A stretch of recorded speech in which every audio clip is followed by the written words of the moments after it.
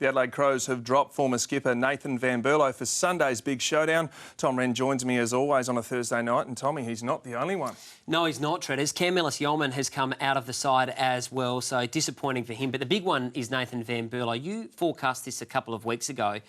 Does it mean it's a long-term problem for him with his future? No, I don't think so. I think it was going to happen 2 weeks ago, as we know. Then the events of the last 2 weeks. Adelaide backed him in Perth. He played on gaff and got cut up. It was in the first time he went into a defensive role. But don't underestimate the fact that this guy missed 12 months of football.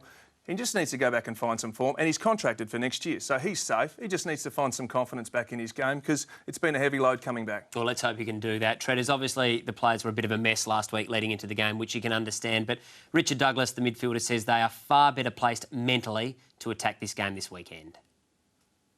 It was really tough last weekend, and at times, personally, I found it hard to concentrate on the game of footy, but this week at training, there's been a lot more clarity and a lot more focus on the game plan and, I guess just playing footy itself. And the Crows are still smarting after losing to the Power in round 5.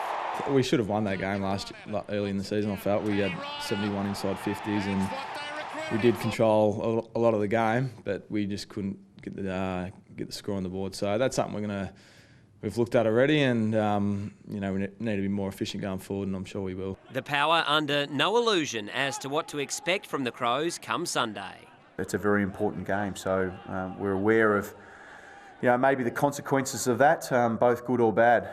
So that makes it for a fairly very torrid game, I would imagine.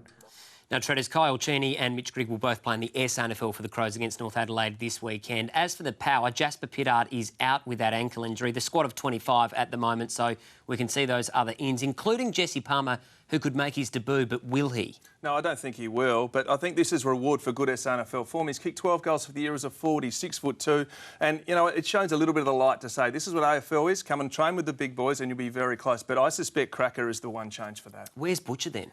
He's a fair way off. All right, well, let's have a listen to Travis Boak, who got drug tested at 6:30 this morning, got woken up, but he wasn't too upset about it despite the fact that it's the first time it's happened at his place in 9 years. I'm happy to do testing as, it's a part of the game that we want to, make sure that, no drugs come into our game and we stamp it out. So, I'm all for the testing, and it was nice and early, but happy to do it.